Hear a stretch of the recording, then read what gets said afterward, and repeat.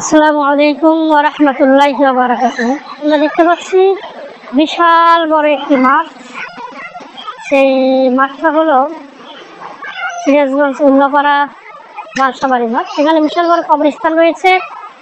নামাজ ইতিমধ্যেই শেষ হয়ে গেছে। আমরা দেখতে পাচ্ছি একদম Dhaka to Pabna highway road. Dhaka to Pabna highway রোডে আমরা দেখতে পাচ্ছি বিশাল বড় একটি মাঠ। খুব সুন্দর একটা পরিবেশ, কিন্তু এখানে অসম্ভব পরিবেশ।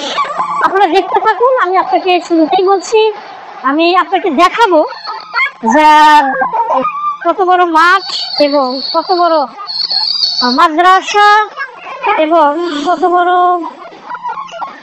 কবরস্থান, সবকিছু মিলিয়ে এই জায়গাটি।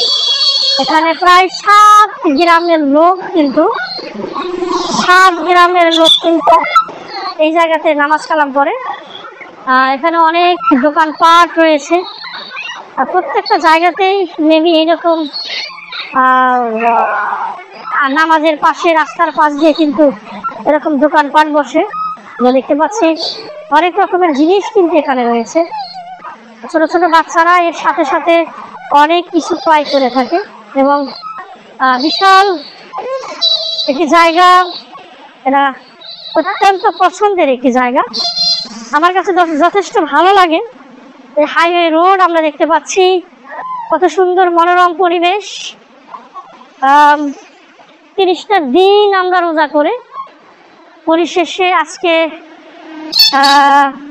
ঈদের নামাজ শেষ করে যে যার আর বলতে বাড়ির দিকে যাত্রা শুরু করেছে। সত্যি অসম্ভব ব্যাপার বটে।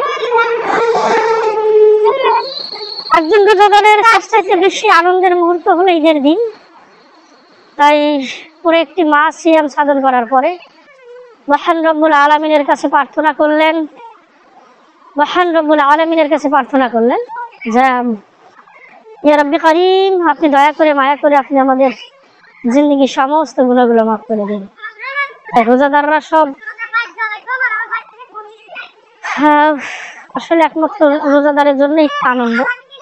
হোক গরিব হোক ধনী, যারা 30টা দিন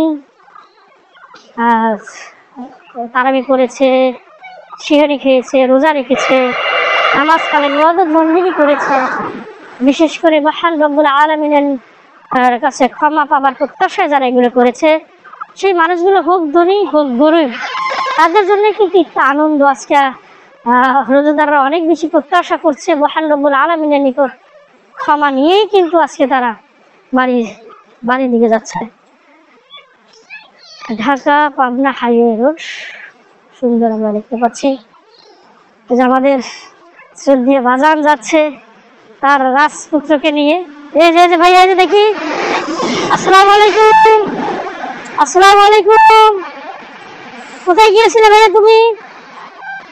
হ্যাঁ, কোথাও না, ঈদের নামাজ পড়তে গিয়েছিলে? কোথায় গিয়েছিলে বলো? অনেক বেশি লজ্জিত, আমাদের গর্ব। আমি মাঝে মাঝে আপনাদেরকে বলে থাকি, আমাদের এক ভাতিজা আছেন, উনি প্রবাসক। এত বেশি স্ট্রাগল ইনি করেছেন সেটা কল্পনার বাইরে। মাঝে মাঝে আপনাদের সাথে শেয়ার করে থাকি। এই সেই প্রবাসক আমিরুল ইসলাম, যিনি তালগাছি শাহজাদপুর সিরাজগঞ্জ তথা সাত তালগাছি করতোয়া কলেজের উনি দায়িত্ব পালন করে প্রবাসক হিসেবে রয়েছেন। তো মাশাআল্লাহ, অনেক বড় ভালো লাগার কিছু বিষয় আমরা বার করলাম। আসলে ধন্যবাদ, পাশে থাকবেন, আরো এরকম ব্লগ নিয়ে আপনাদের কাছে হাজির হবে ইনশাআল্লাহ। All the best. আসসালামু আলাইকুম।